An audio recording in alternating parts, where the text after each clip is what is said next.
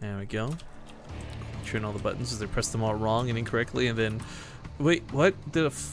What did I press? Oh no! Oh no, what did I press? What did you do? The overlay's gone! Oh, fixed it. Okay, nailed it. I don't know what I pressed, but it's back. Okay. Calm down, Zombie Grub. Jesus, keep your cool. People can hear you smashing your keyboard. I was pressing all the buttons. I didn't know what I pressed. It was something on the left half of the keyboard. I think it was Control W, actually. One sec. Yeah, it's Control W. Okay, now I know for the future. But welcome back to the OlimoLeague Grand Finals. A very awkward start to game number 4. But in this best of 5, he's currently down 1 at the moment, spawning in the top left corner of the map. It's going to be the Red Zerg player, Samsung Galaxy's Solar. The bottom right as the purple Zerg, dead pixels true. Alright, so this is, for those who don't know, loser's pick in the OlimoLeague. So this was Solar's choice. Interesting to see if he has a plan for it. You know, we come into this intuitively thinking, hey, it's a big map, macro game, roaches versus roaches, see in 40 minutes, but at the same time, this could also be where he tries to use that to his advantage, go really hard across the map, do a lot of damage, and annihilate True in the early game. It's been a weird CVC, to be honest with you, all day today. We had 1 roach game today so far. Sick. And you missed out on it. Oh, nerd. No, nuts, right? Darn it. Nerd. Well, this game's gonna open up with macro, but as we saw last time, at any point you can make a bunch of lings. What I found extra funny about that last game is that I don't think Solar ever saw that True took a third. Or unless, again, he saw the drone go by. But I guess we'll never know that unless we look at the replay. But it's funny because, like, you think, you know, if you put down a third, you're telling the person, I'm going to macro, I'm going to macro. So he's, like, really selling the story. But he actually wasn't if Solar didn't see that third. It's like a storyteller, yeah. It was just, you know, the overloads not being in position really was, I think, what screwed Solar over more than anything. Well, big nod and a salute to Dyron Gray, just resubbed for his half-a-year resub. Wow, 6 months in a row. Welcome back, man. Cool. Yeah, I was wondering whose emote that was. I just saw FG Square put in chat. Felicia Day has got like the sickest high five emote. I didn't even know she had emotes. Oh, she's got a ton of them, dude. I've only watched her stream a couple of times. Dude, she plays the worst games. Like, they're just not fun to watch. That's why I don't watch it. Like, I love Felicia Day, but I don't really care about the games that she plays. I did like her stream of day 9 for Kingdoms of Amalur. Amalur, you're a lure. I don't know. I like the whole, like, you know, Geek and Sundry. They do like all the board games and stuff. And oh, that's amazing! Isn't that Will Wheaton? Yeah, Will Wheaton. Yeah, it's really good. I love yeah, that's really fun. I like learning about the board games that are there, but like the games that she plays, are like, I don't care about. Yeah, it's like watching like the first Baldur's Gate. You're like, it's 2015. Come on, there's something better out there. Yeah. Anywho, Kingdoms of Amalur, by the way, was not that great of a game. I do not suggest buying it. Okay. Zombie reviews for you guys. Yeah, I immediately uninstalled it off Steam. I really hate stuff being on Steam that you know you don't like to play. Like there's, whoa, nice block. There's one thing about having Steam games that you know you should play because you bought it, but it was because it was only $2, you know? Hell, it was only I have a lot of those. Yeah, but I think it's worse to have games that you just legitimately do not like, but it just stays on your list forever. I'm like sure there's probably a way you can remove it. I should, because I feel like shame for buying some of these games. Like $50 down yeah, the drain. like Final Fantasy VII, right? I do feel a little shamed about that. Alright, so Solar actually, with the dedication of 4 lings, never made it to the main, which kind of sucks. Speed kicked in at like the very last second to nip that guy in the butt. I know the phrasing is nip him in the bud, but nipped him in the butt, killed him down, and now True's one is getting a big scout. He actually gets a drone cover this too, not too bad. No, not at all.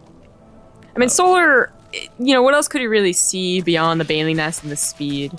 Maybe a very quick second gas that we have been seeing. And at least a few games. In fact, True did use it earlier on today in the series. I don't remember. But other than that, he saw what he needed to see. And this time, his overlords will not be pushed out. Hopefully. Well, I almost got a third drone with these lings. Getting a lot done for very little units, but I applaud it because he's constantly scouting. He sees the gas timing and everything. Yeah. Very nice. True goes for a very quick lair here. With the Neva Chamber, though. Normally this is just cleaned up so easily. I'm surprised these two lings have been such a nuisance. It looks like Solar's really not trying that hard to clean them up. No, he's and really... he keeps losing drones. Yeah, this is kind of insane, actually. 3 drones dead isn't game ending, but it's also just sloppy. Like, it shouldn't happen. Yeah. Well, it looks like I spoke too soon. True does send his queen all the way out there to kill the overlords. I love it. I love it. It does clear up a very important pathway, though, where we look at the vision of, pardon me, not True, but Solar. If this Overlord dies, he actually sees nothing for half the map, and that's when True hits you with that big all-in again, which he looks like he's starting to gear up for. I mean, he's moving to roaches. He's got those upgrades on the way, but he's investing in some more lings right now. Yeah, well, did he see? Yeah, he sees it now, of course. The lings, those pesky 2 lings, man. Dude on top of the hatchery, so he can make a flood of lings and try and cancel it. But with the queens there and the roaches now on the way, probably wouldn't happen. I'm not sure if this is like a really complimentary donation we just got, or if this is a completely sarcastic one. But, okay. Darkblade12 donates $10. Oops, sorry. I'm gonna move the mouse. And it says, way to go on keeping your cool, Rifkin. Oh, yeah, that's probably sarcastic. Oh, the only gets the cancel, but also the kill on the drone. And could use the drone by almost gets another drone here in the main. I can't click it, there's too many drones. There we go, it's like 1 health, whatever. Gave up on that pretty quick. But roaches versus roaches, and this is kind of, again, this is what you expect out of a ZVZ, but for the entire tournament and the multitude of ZVZs we've seen today, we haven't really seen a lot of good old-fashioned roach fights. It's true. I guess it's not going to happen anytime soon. I mean, no one's really having quite a big lead here. I mean, True now has his roaches a little bit up farther, but then the upgrades are going to kick in faster for Solar, then it's going to be a long game. There is a small chance, though, that this could, how do I phrase it, take a turn for the weird. Like, we would normally expect Roach versus Roach with Infestors, and some goes Banlings, and maybe this Hydralisk mixed in, but we will once in a while kind of see that leapfrog attempt to just go straight to Broodlords. Like, players like Bly will do this a lot, right? Where you'll just say screw it, go straight to the Hive Tech as quick as you can, and try and take advantage of the passiveness that the game provides. But I can't really see that being either of these guys. I mean, it's just not in their typical character. Yeah. Brought that up for yesterday's cast too. Haven't been seeing too many of those guys lately. The quick spy. Roach versus Roach. True has actually gotten a lot farther ahead in those that Roach count than I expected. You know, initially it was like 10 army supply, and now it's up to 30 plus army supply. And the upgrades are going to be even for quite a while longer. He might be able to do something if he goes out and attacks right now. But he doesn't have speed. No, Solar doesn't have speed. Solar, wait. He's going for Tunneling Claws before speed?